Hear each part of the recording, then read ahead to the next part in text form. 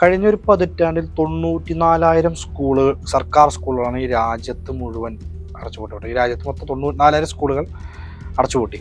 ഏറ്റവും കൂടുതൽ അടഞ്ഞു പോയതെന്ന് പറയുന്നത് 3 സ്ഥലങ്ങൾ, ഈ ഉത്തർപ്രദേശ്, മധ്യപ്രദേശ് പോലുള്ള സംസ്ഥാനങ്ങളിലാണ്. എന്തുകൊണ്ട് BJP ഇങ്ങനെ ചെയ്യുമെന്ന് ചോദിച്ചാൽ, കൂടുതൽ നിരക്ഷരരുണ്ടായാൽ അവർക്ക് കൂടുതൽ വോട്ടുകൾ കിട്ടും. കൂടുതൽ നിരക്ഷരരുണ്ടായാൽ അവർക്ക്, അതായത് BJPക്ക് പണം കൊടുക്കുന്ന, അല്ലെങ്കിൽ BJPയെ താങ്ങി നിർത്തുന്ന കുറേ സമ്പന്ന മുതലാളിമാരുണ്ട്, ചെറുതും വലുതുമായിട്ടുള്ളത്. അവർക്ക് ആവശ്യമായിട്ടുള്ള കൂലി അടിമകളെ കിട്ടും. മധ്യപ്രദേശിലാണ് ഏറ്റവും കൂടുതൽ സ്കൂളുകൾ പൂട്ടിപ്പോയതെന്ന് പറഞ്ഞത്. ഇതേ മധ്യപ്രദേശിൽ തന്നെ, BJP ഭരിക്കുന്ന മധ്യപ്രദേശിൽ നിന്ന് വന്ന ഒരു വാർത്ത, കുറെ നാൾക്ക് മുമ്പ് വന്നൊരു വാർത്തയാണ്.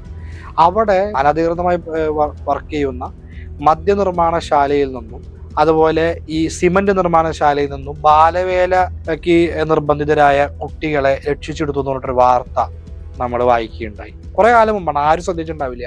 ഹിന്ദു പത്രത്തിലാണ് അത് വന്നിരുന്നത്. ഈ സ്കൂളുകളുടെ അടച്ചുപൂട്ടലും ഈ ബാലവേല വാർത്തയും നമ്മൾ ചേർത്ത് വായിക്കേണ്ട കാര്യമാണ്. ഞാൻ നേരത്തെ പറഞ്ഞ പോലെ അധികം കൂലി ചോദിക്കാത്ത, ഒരുപാട് ആർക്ക് വേണമെങ്കിലും തല്ലി പണിയെടുപ്പിക്കാവുന്ന, ഒന്നിനെയും ചോദ്യം ചെയ്യാത്ത, അറിവുണ്ടെങ്കിലാണ് മനുഷ്യന് ചോദ്യം ഉന്നയിക്കാനും ചോദ്യം ചെയ്യാനും പോരാടാനും വിജയം നേടാനും അല്ലെങ്കിൽ തങ്ങൾ അനുഭവിച്ചുകൊണ്ടിരിക്കുന്ന കഷ്ടതകളിൽ നിന്ന് രക്ഷപ്പെടാൻ പറ്റുള്ളൂ. അപ്പോൾ ആ അറിവ് നിഷേധിക്കുക എന്നുള്ള ലക്ഷ്യത്തോടു കൂടിയിട്ടാണ് സ്കൂളുകൾ അടച്ചുപൂട്ടുന്നത്. അതിനൊരു ആദ്യം ചെയ്ത കാര്യം എന്ന് പറഞ്ഞാൽ NEP എന്ന് പറയുന്ന ഇവരുടെ ദേശീയ വിദ്യാഭ്യാസ നയം 2020 ഇവർ റാഷണലൈസേഷൻ എന്ന പേരിൽ സ്കൂളുകൾ, അടുത്തടുത്തുള്ള സ്കൂളുകൾ അടച്ചുപൂട്ടാമെന്ന് പറഞ്ഞിട്ട് അവരൊരു ഇത് കൊണ്ടുവന്നിട്ട് അതിൻ്റെ പേരും പറഞ്ഞ സ്കൂളുകൾ, അതായത് ഈ അടുത്തടുത്താണ് സ്കൂളുകൾ, അതുകൊണ്ട് നമുക്ക് സ്കൂളുകൾ വേണ്ട എന്ന് പറഞ്ഞുകൊണ്ട് ഇവർ സ്കൂളുകൾ അടച്ചുപൂട്ടുകയാണ്. കോടിക്കണക്കിന് രൂപയുടെ ആസ്തിയും സമ്പത്തുള്ള BJPക്കാരുടെ മക്കളൊക്കെ തന്നെ, ധർമ്മേന്ദ്ര പ്രധാന്റെ അടക്കമുള്ളവരുടെ കൊച്ചുമക്കളൊക്കെ പഠിക്കുന്നത് വിദേശത്താണ്. അവരുടെ മക്കൾ വിദേശത്ത് ഏറ്റവും വലിയ മികച്ച വിദ്യാഭ്യാസ സൗകര്യമുള്ള സ്ഥലത്ത് മികച്ച കോഴ്സ് പഠിക്കുന്നു.